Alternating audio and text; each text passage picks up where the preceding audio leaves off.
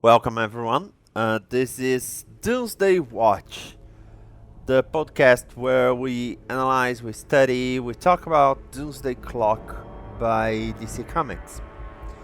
And the thing is, edition number 2 came out in that week between Christmas and New Year, and I was certainly not going to record a podcast between Christmas and New Year, so here I am today to talk about it. By the cover, you have the clothes of Mime and the girl. She's not Marionette, I think she is, yeah. And she has the Nostalgia perfume by Right. This perfume is sold during Watchmen, but they are announcing the new perfume, Millennium. So you have a flashback. Marionette and Mime, they are attacking a bank, and they are really fierce. They are really terrible. They cut the manager's finger, and then Dr. Manhattan appears. You have the rising of the hair and stuff, and Dr. Manhattan appears, and then it's funny, he analyzes her. He analyzes Marionette because Manhattan is going to kill Mime, and she jumps in front of it, and it's like, you don't kill him without killing me. But he looks at her belly and he sees the baby. So it's funny. If Ozymandias is using the baby to get Marionette's attention, and then he tells that he's using them because it was a time that Dr. Manhattan showed some kind of compassion. If so, doesn't Dr. Manhattan already know about this? Because he knows about the baby. He knows about the son. Okay. In the meantime, in the present time, 1992 in this case, Marionette says that there was a tailor that used it to make costumes for new villains. Which comes to that thing, when there is a hero, we have more villains, and it escalates. And she says, Dr. Van Gogh, the Telltale Man, built the lizard. Punks and losers wanting to make a rep for themselves. Conmen and crooks trying to hide behind a gimmick. And she sniffs Nostalgia, and it's funny because she says, I smuggled in some of that poison you replaced it with. Millennium made me gag. So it's basically saying, it's a kind of a joke like, okay, you try it to get a new thing going and it didn't work, so we have Nostalgia. We have to work with Nostalgia. Millennium doesn't work. So after that, and it takes like half of the edition, basically we have Ozymandias, Marionette, Mime, and Rorschach getting out. And then there is a funny thing, there is a funny thing because we can almost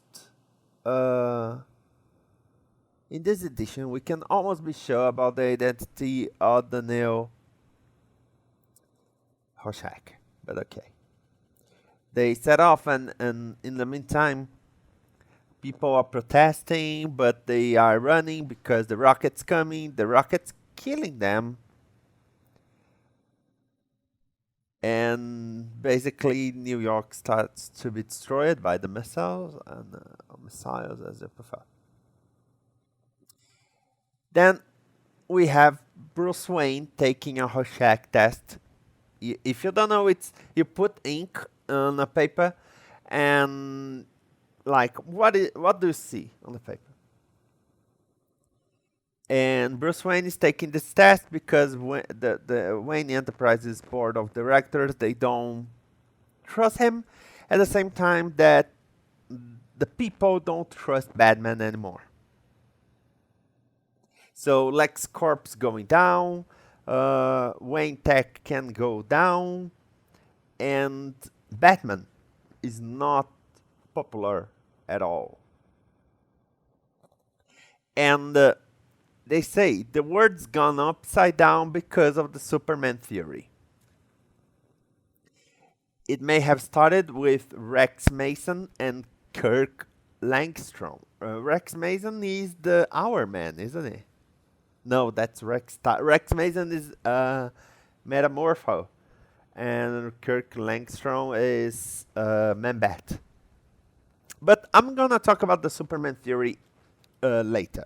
Don't worry. So Batman's like, okay, nobody trusts us anymore. In the meantime, they land. Archimedes lands.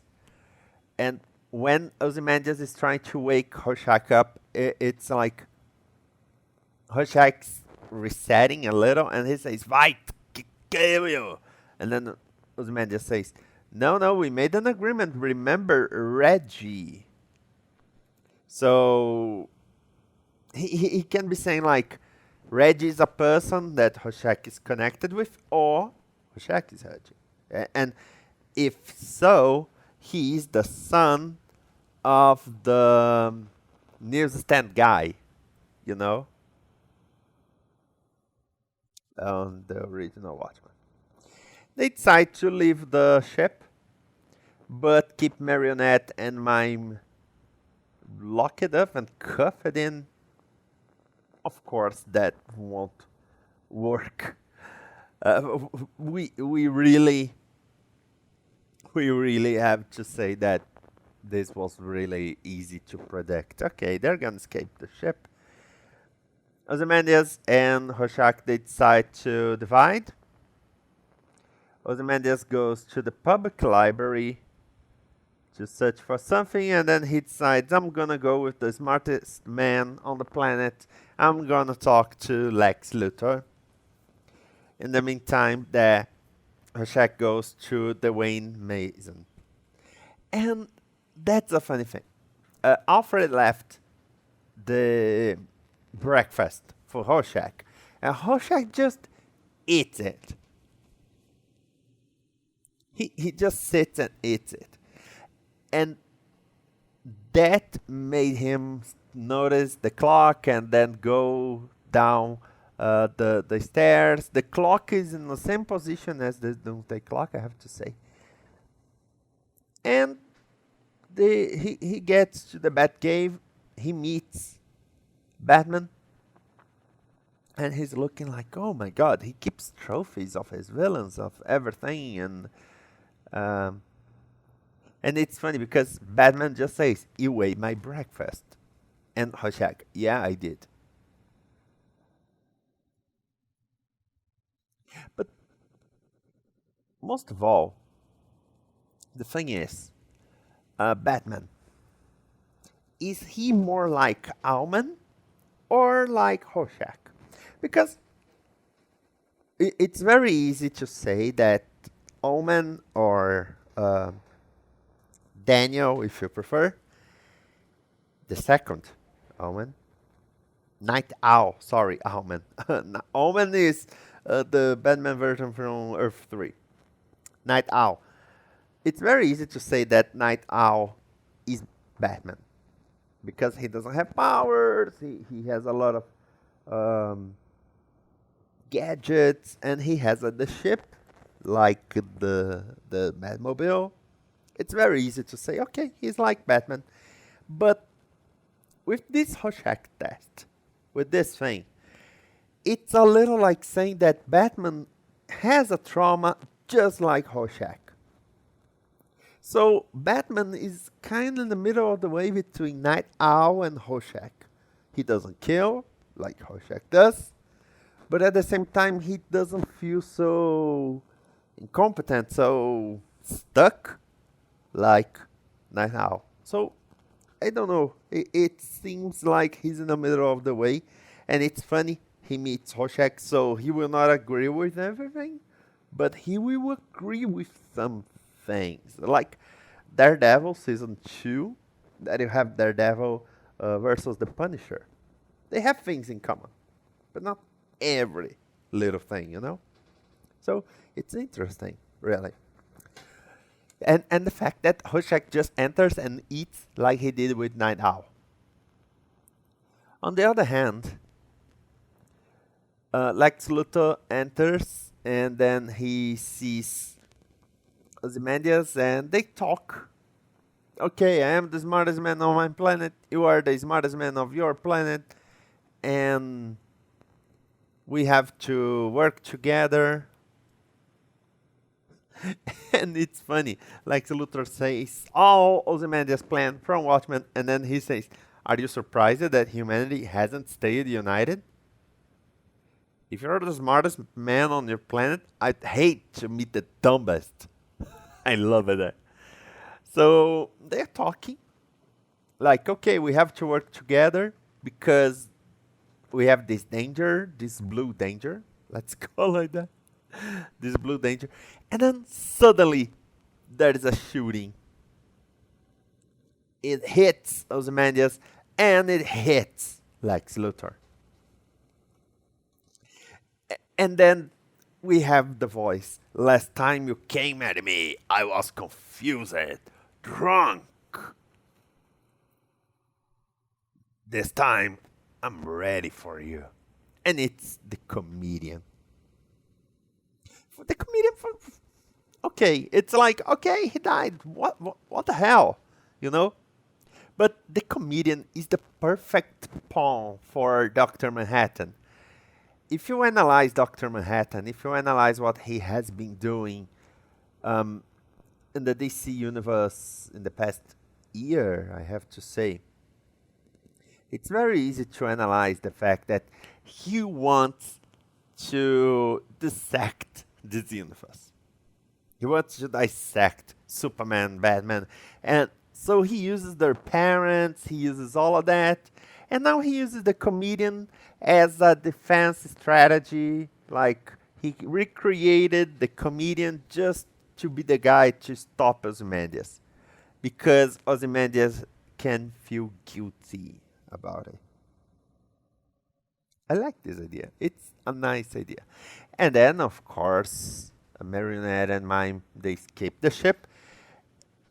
And we have the quote. We are torn between nostalgia for the familiar and an urge for the foreign and strange. As often as not, we are homesick most for the places we have never known.